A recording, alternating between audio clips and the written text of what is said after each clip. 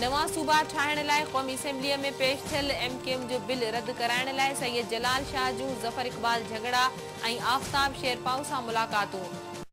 सिंध बचायो कमेटीअ जे सरबराह सैयद जलाल शाह नवां सूबा ठाहिण बाबति MKM पारां पेश कयल बिल ख़िलाफ़ ॿियनि पार्टियुनि जी हिमायत हासिल करण लाइ अॼु ॿिए ॾींहुं बि इस्लामाबाद में मुलाक़ातूं कयूं। इन सिलसिले में ॻाल्हाइण लाइ असां साणुसि राब्तो कयो आहे। अस्सलाम वालेकुम जलाल शाह साहब।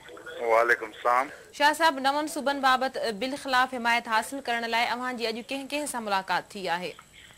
अॼु जीअं त मुस्लिम लीग जे जनरल सेक्रेटरी ज़फ़र इक़बाल झगड़ा साहब सां अॼु मुलाक़ात थी पार्लियामेंट लॉजिस में ऐं उन खां पोइ शाम जो असांजी मुलाक़ात शेरपाऊ आफ़ताब अहमद शेरपाऊ सां मुलाक़ात थी ऐं आफ़ताब अहमद ज़फ़र इक़बाल झगड़ा साहब चयो त असांजी लीडरशिप सां असीं ॻाल्हाए ऐं सुभाणे चौधरी निसार बचे पियो पार्लियामेंट में सुभाणे इंशाअल्लाह ताला मुलाक़ात थींदी ऐं उन वक़्तु पोइ असीं पंहिंजो मौक़िफ़ सॼो पेश कंदासूं ऐं उन सां गॾोगॾु पर हुन सुठी उमेद ॾेखारी ऐं नंबर ॿी ॻाल्हि इहा आहे त बाक़ी आफ़ताब शेरपाऊ चयो त असां तव्हांजे ॻाल्हि सां मुकमिल तौर ते यकजहती था करियूं ऐं असीं अहिड़ी कंहिं बि जेका कोशिशि थींदी उनजी असीं पार्लियामेंट जे अंदरि मुखालफ़त कंदासूं ऐं असीं नवनि सूबनि जे हक़ में कतई कोन आहियूं।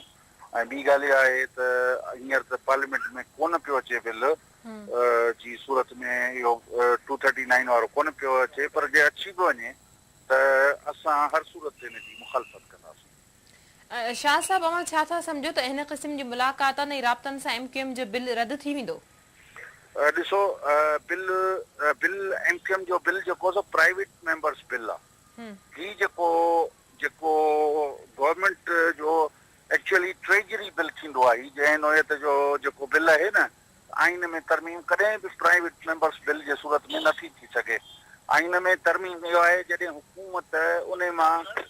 हुकूमत उन जे ॻाल्हि खे मौक़िफ़ खे मञे ऐं जेको 20th अमेंडमेंट ॻाल्हि पई चए उन में आर्टिकल 239 जे तरमीम जे मुतालिक़ आहे। हिन वक़्तु जेको बिल टेबल थियो आहे उन में आर्टिकल 239 खे कोन टेबल कयो वियो आहे, पर इम्कान असां इन इम्कान जे पेश नज़र त मथां गवर्नमेंट घणे दबाव में अची अहिड़ी का ॻाल्हि पेश न करे, उन जे करे असां हुननि इहो चयो आहे त असांजे अगरि अहिड़े तौर ते अगरि पेश कयो वियो त असीं हुनजी मुखालफ़त कंदासीं। वॾी महिरबानी शाह साहब अव्हां जी सिंध TV न्यूज़ सां ॻाल्हाइण जे लाइ।